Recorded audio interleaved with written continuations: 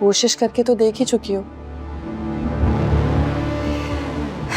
वैसे वलीद के आने पर ना मैं इस तरह जाहिर कर सकती हूँ, उन्हें सच बता सकती हूँ कि कैसे तुम मुलाजिमा को फोर्स करी हो मेरे खिलाफ बोलने के लिए, और तो और उस्मान भाई को भी फ़ोन करके उनकी मिन्नतें तरले कर रही हो कि वलीद के सामने आकर मेरा नाम ले लें कि मैंने उन्हें बुलाया था। ऐसा ही है ना? ओह, तो उस्मान भाई से भी राब्ते में हैं आप? इतनी बेखबर लगती हूँ मैं तुम्हें। वो कहते हैं ना, सांप छुपते भी नहीं और सामने आते भी नहीं। आपके दिल में हमारे लिए इतनी नफरत? इससे भी कहीं ज्यादा है। भाभी, आयमा का रजिया से पूछने का मतलब कुछ और था। आप अपने ऊपर मत लीजिए। मैं कब अपने ऊपर ले रही हूँ? ये तो तुम्हारी बहन है जो मुझे जबरदस्ती इस मामले में घसीटने की कोशिश कर रही है। कभी उस्मान भाई को फोन करी है तो कभी रजिया की मिन्नतें करी है। भाभी, आयमा मेरी वजह से परेशान है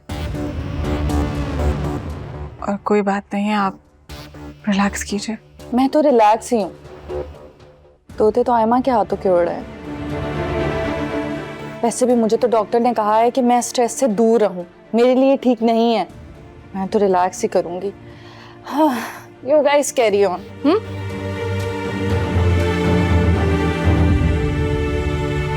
मेरा तो दिमाग फट रहा है। आखिर हमने बिगाड़ा क्या है, वो जो ऐसे पीछे पड़ गई है हमारे? तुम भी तो सीधा सीधा मुकाबले पे आ गई हो। बातें ढकी छुपी थी तो कुछ लिहाज था। अब तुम भी मुझे गलत कह रही हो।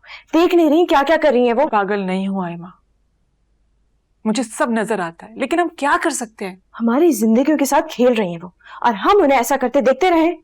तो तुम क्या करना चाहती हो? वही तो सोचना है, लेकिन मैं उन्हें तुम्हारी जिंदगी के साथ खेलने नहीं दूंगी। कोई नहीं खेल सकता किसी की जिंदगी के साथ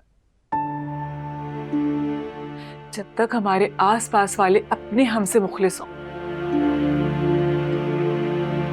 अगर मैं मान भी लूं कि ये सब भाभी ने किया है, फिर भी कसूर असद का ही है।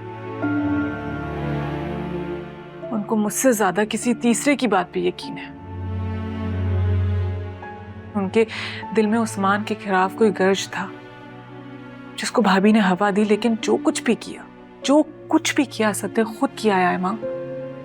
वो खुद जिम्मेदार है। मैं भाई से बात करूंगी, क्योंकि भाभी जो खेल खेल रही है ना, वो भाई के सामने लाना बहुत जरूरी है। पागल मत बनो। उस्मान ने भाभी का नाम नहीं लिया और रजिया अपनी सफाई पेश करके जा चुकी है। सच कैसे सामने लाओगी? ढूंढ लूंगी मैं कोई हल। मैं तुम्हें कह रही हूं, ये मत भूलो कि हमें भाई का ख्याल रखना है। मैं अपने भाई को दुख नहीं देना चाहती। तो भाभी कौन से भाई के साथ मुखलिस है? उन्होंने ये रिश्ता पैसे के लिए एक्सेप्ट किया था। हमारे पास कोई सबूत है भाभी के खिलाफ? नहीं ना? सबूत भी मिल जाएगा। मत करो अपने आप को परेशान। मत भूलो तुम्हारी शादी तैमूर से होने वाली है और भाभी के साथ ये झगड़े तुम्हारी आने वाली जिंदगी को मुतासिर करेंगे। तुम क्या चाह रही हो कि मैं आंखें बंद करके ये सब देखती रहूं? वो तो ये भी नहीं चाहती कि मेरी शादी तैमूर से हो। मगर हो रही है ना। हर चीज उनके कहने या उनके मानने से नहीं होती। कुछ चीजें वक्त और हालात पे छोड़ दो। प्लीज आयमा, प्लीज अपनी जिद में भाभी के जैसी मत बनो। थिंक कामली। बड़ी कोई ढीठ लड़की हो, कान पे जूं तक नहीं रेंगते तुम्हारे। अपने घर में आने से मना किया तो यहां डेरा लगा के बैठ गई हो। हम सिर्फ बात कर रहे थे, बात करने पर भी पाबंदी है? बिल्कुल मना है। जिसका मेरे घर में आना मना है उसका बात करना भी मना है मेरे घर वालों से। भाभी, हम सब कोई गुलाम तो नहीं है ना आपके? हम जिससे चाहे जब चाहे तब बात करें। कायना, देख रही हो इसकी जबान? ये सब इस लड़की के साथ रहने का नतीजा है। देख रही हूँ भाभी, मैं देख रही हूँ, मगर अफसोस की बात तो यह है कि आपने भी लिहाज नहीं किया। न जाने आपको मावरा से क्या मसला हो गया है। मावरा के साथ सालों से दोस्ती है हमारी। दोस्ती थी, लेकिन ये मेरा घर है तो इस घर में रिश्ते नाते सब मेरी मर्जी से चलेंगे। जिस तरह के हालात आपने बना दिए ना, मुझे तो ये घर चलता हुआ भी मुश्किल लग रहा है। ओ बीबी सुनो मेरी बात, मैं तुम्हारी बहन जैसी नहीं हूँ कि जुम्मा जुम्मा 8 दिन हुए नहीं तलाक की नौबत लेके घर आके भाई के सीने पे बैठ गई है।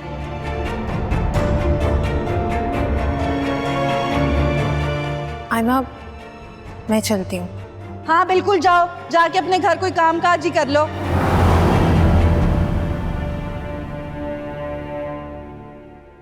ये लो बेटा पानी। शुक्रिया। अभी तुम्हारे बाप का कफन मैला भी नहीं हुआ और तुम्हें घर से बाहर कदम निकालना पड़ रहा है काम के लिए।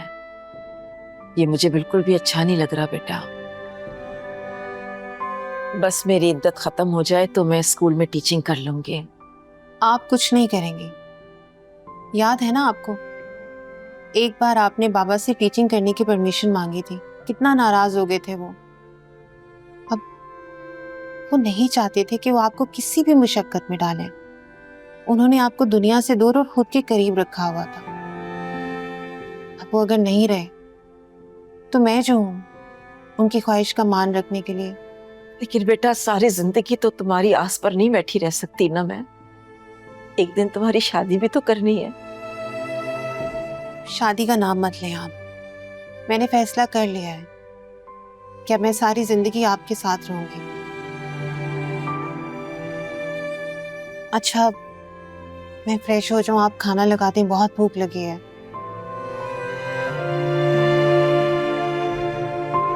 मैंने तो असद को भी बहुत समझाया है, और वैसे हमें खुद भी मालूम है कि कायनात बहुत नेक बच्ची है, कोई खोट नहीं है इसमें। बेशक मामू, अपनी बहन की पारसाई की हम कसम खा सकते हैं।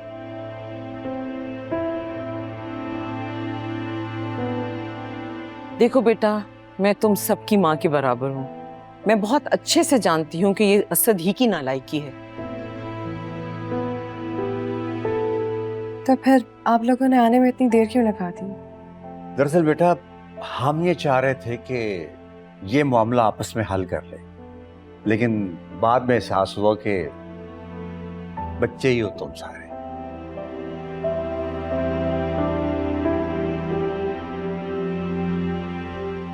बिल्कुल मामू जान, आपके एक्सपीरियंस के आगे तो हम सब बच्चे ही हैं। लेकिन फिर भी मैंने असद से बात करने की काफी कोशिश की, लेकिन ये समझने मानने को राजी ही नहीं है।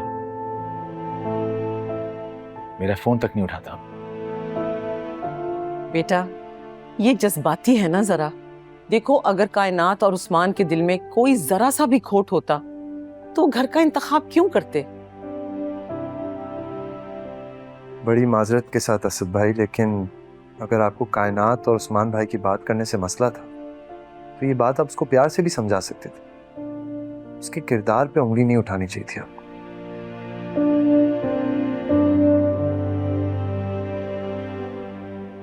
हाँ असद,